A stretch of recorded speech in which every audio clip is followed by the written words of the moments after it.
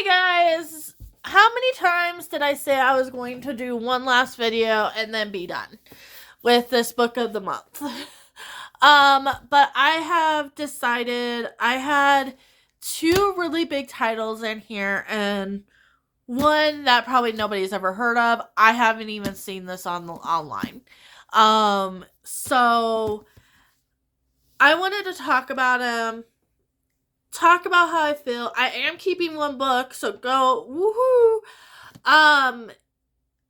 But kind of talk about where I'm at. I have 3 more books, so we're gonna have one more video. It's gonna just be split into 2, and then probably one final, like, overall, like, okay, is this for me? I did push it out until August.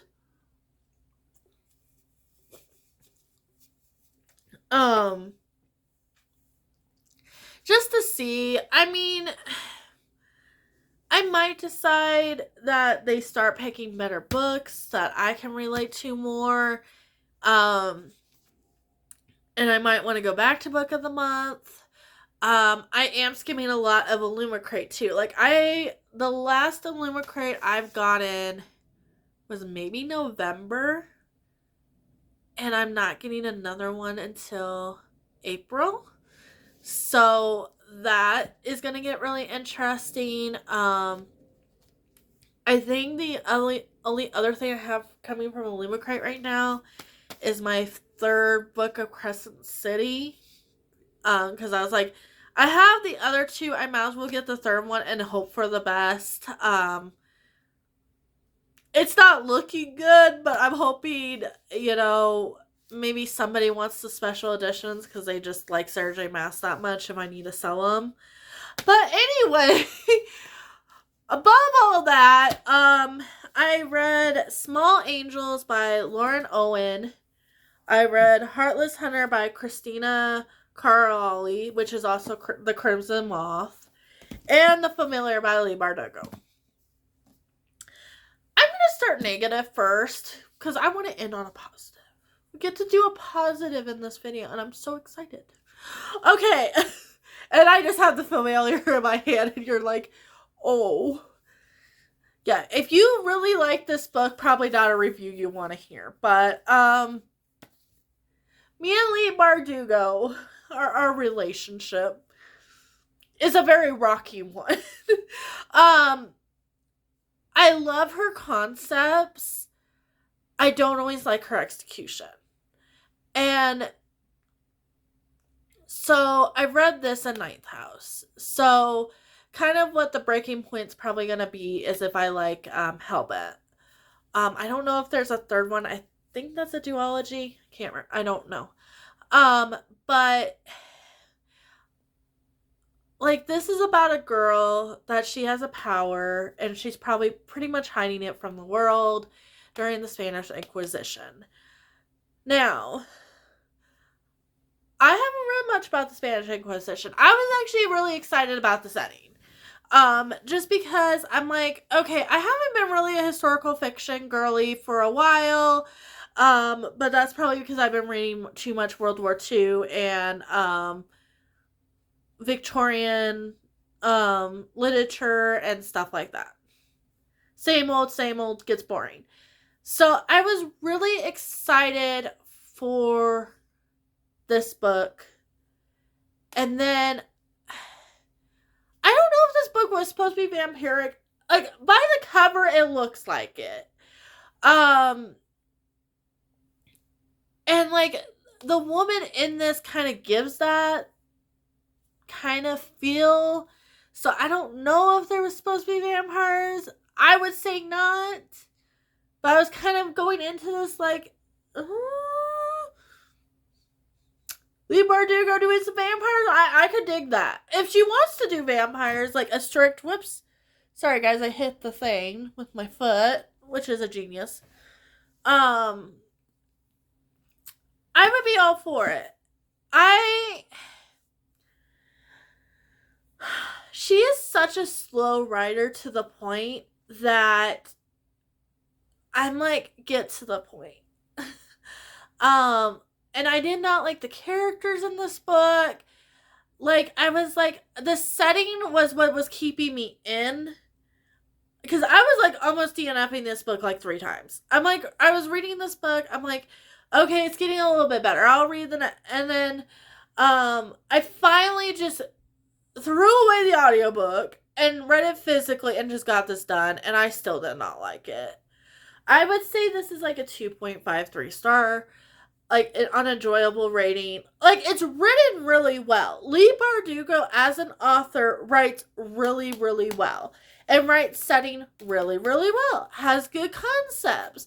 I just don't think the execution is what I want from an author. I will read Hellbent because I own it. And I got a special edition. Because I really liked how Ninth House ended. And I was like, pretty books. But I am going to cry if I do not like Hellbent. I might still keep the books just because they're pretty and they're really good out-facing books. But yeah, don't judge me. It's just me as a human being.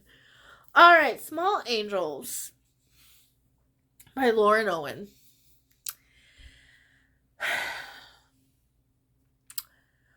There could be something that's with me that just does not want to read about another story where people are getting married. And that could be a me problem, and I'm okay with that. I am okay with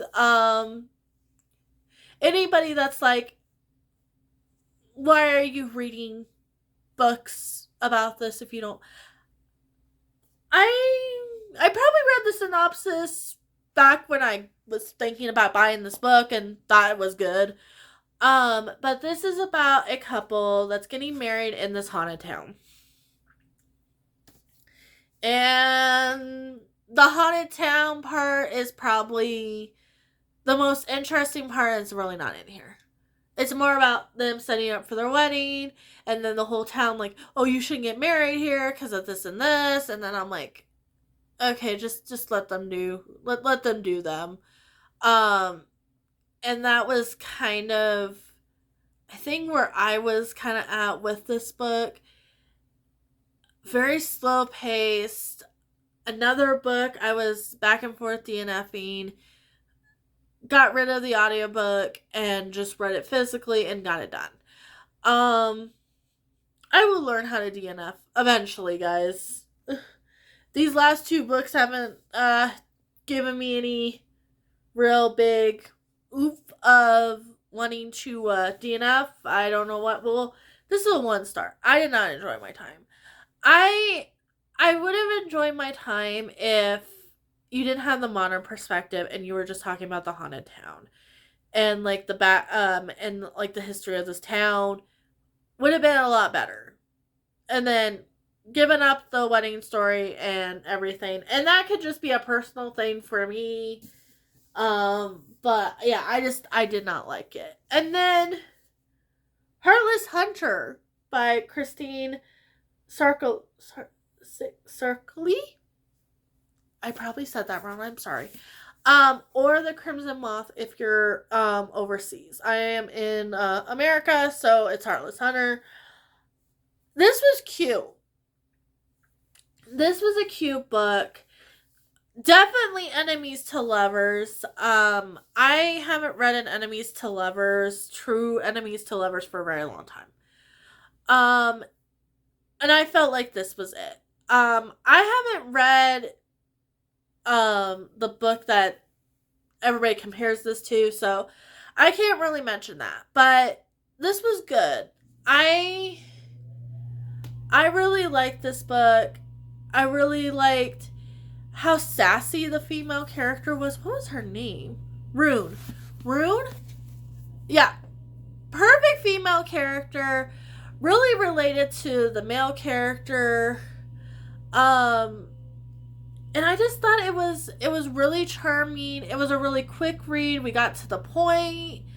And there was like, and her like being the Crimson Moth and what that meant to her life and everything she had to give up, and like her friend being her, this was such a good book. I gave this a 3.54. Um, there was like a few things that I'm like, okay, if, like there was so much. I think the part I didn't like was like the whole, well, get her in bed and then see if she has any markings. Like I didn't like that.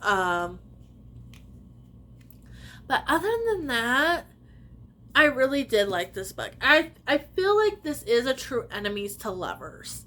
Like this is not, oh, I hated you for 2 seconds and now I know that's a misunderstanding and we're good now. This was like, you want to kill me and my people, and I'm going to try to get with you to kind of go undercover. And the best way to do that is to like get you to love me so you're honest with me or something like that. But yeah, this was really really good, and it was a really good, I hate saying YA book because like there is good YA books, but for somebody that doesn't read a lot of YA anymore, and the stuff that I pick up every once in a while just doesn't hit like it used to, like this hit. And this actually felt like more of like a new adult. I think they were a little too young for it to be considered new adult.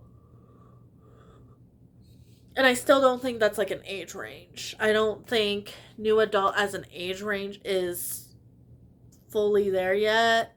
But yeah, really exciting. I'm definitely gonna keep this.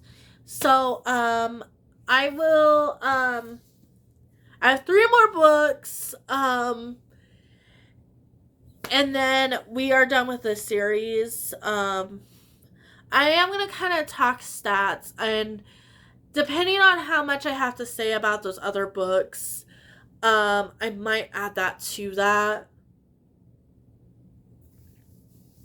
Guys, I'm just done. I am so done with this kind of the series.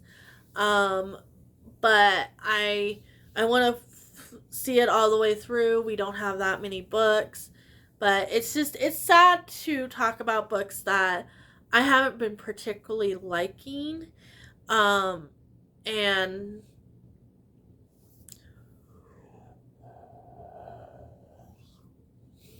sorry guys, but I'm learning a lot.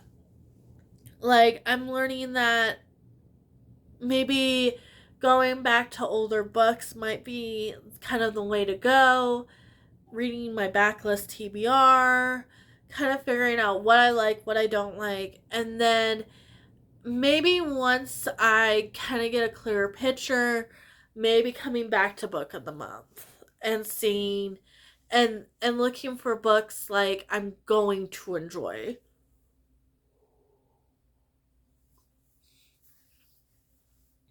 instead of just picking up random stuff.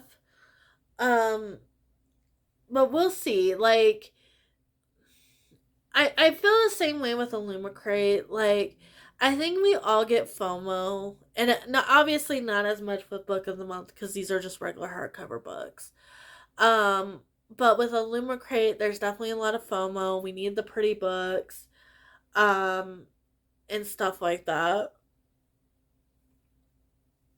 I might make a video once I'm a little bit closer to finishing my Illumicrate ones. I'm like looking over there. I know I haven't done a Illumicrate video for a while. I've just been getting more books from the library, which is going to be the next video I'm going to film. Is just kind of how I'm feeling about that experience. But anyway, like and subscribe. There's going to be one more video of this. That way I can more push the Illumicrate video. Hopefully get that uh a big a big majority of that hopefully read soon here. Um but otherwise, yeah. Um hopefully I'll see you in a video coming real soon. Bye.